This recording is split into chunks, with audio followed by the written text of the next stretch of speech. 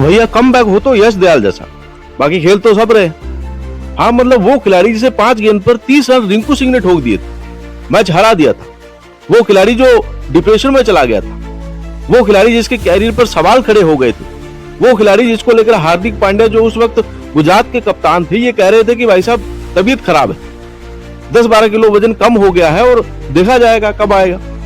वो खिलाड़ी दुनिया के सबसे ग्रेटेस्ट फिनिशर को 2 बार चकमा दे, 1 बार नहीं 2 बार चकमा दे दिया। यश दयाल वो खिलाड़ी जिसने सीएसके के जख्मों पर वापस नमक रगड़ दिया, और ऐसा नमक रगड़ा कि सीएसके उस फ्लैशबैक में चली गई है, उस दुख में चली गई है जहां से वो लौटे थे और जिस दुख को भुलाना चाह रहे थे। 24 गेंदों पर 43 रन चाहिए थे, सीएसके का मैच था, 4 ओवर में 43 रन अगर किसी टीम को बनाने हो और उसके पास 8 विकेट और थाला जैसा फिनिशर, तो आप ये मानेंगे कि भाई साहब ये मैच खत्म है।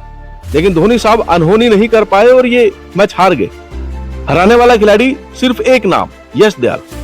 2024 में भी 16 रन चाहिए थे, धोनी जडेजा स्ट्राइक पर थे और यश दयाल ने मैच जिता दिया था। 2025 में भी धोनी जडेजा स्ट्राइक पर थे, यश दयाल गेंदबाजी कर रहे थे और मैच जिता दिया। वक्त बदला, जज्बा बदला, हालात बदला और नतीजा ये रहा कि धोनी साहब को आखिर में कहना पड़ा, हाँ जी हम हैं कसूरवार, हमको कुछ शॉट बदलने चाहिए थे। यश दयाल की गेंदबाजी आखिरी ओवर सीएसके के सामने, जडेजा धोनी इस क्रीज पर और सिनेमा जो 2024 में हमने देखा था, 2025 में भी देखा, एग्जैक्टली कट कॉपी पेस्ट, दोनों में सारी चीजें सेम रहती। मैच चलता है, धोनी जडेजा स्ट्राइक पर होते हैं, धोनी आउट हो जाते हैं, बीच में एक छक्का जो है वो बाहर जाता है, गेंद बदल जाती है, नई गेंद आती है, कहानी नहीं पलटती, मैच खत्म हो जाता है। हालांकि इस वाले मैच में और बड़ा सिनेमा था, क्योंकि 6 बॉल पे 15 चाहिए थे। पहली बॉल पर सिंगल गया, दूसरी पे सिंगल गया, तीसरी पे धोनी आउट हो गए, डीआरएस लिया गया, आउट थे। उसके बाद चौथी पर 4 बॉल पर 12 रन चाहिए थे और छक्का पड़ जाता है, 9 बॉल आती, 3 पे 7, एक फ्री हिट। लेकिन फिर भी वक्त, जज्बात, हालात बदलता है और मैच सीएसके हार जाती है। धोनी कहते हैं कि भाई साहब मैं कसूरवार हूं, हालांकि दुनिया भी कह रही है कि हाँ हालात तुम हो कसूरवार, क्योंकि तुम ही हरवाए हो मैच, जिताया मैच। यश दयाल तो चलो एक बहाना, मैच तुमने हराया, क्योंकि शिवम दुबे से पहले थाला को क्यों आना है, मतलब थाला को लगा होगा शायद ये फिनिश करने वाला मैच, लेकिन टीम फिनिश हो गई और नहीं जीते। जीत सकते थे, शिवम दुबे अगर पहले आते तो शायद मैच पलट जाता। इतिहास ने खुद को दोहरा लिया, पिछली बार सेम कहानी थी, एब्सोल्यूट ब्लंडर था धोनी का।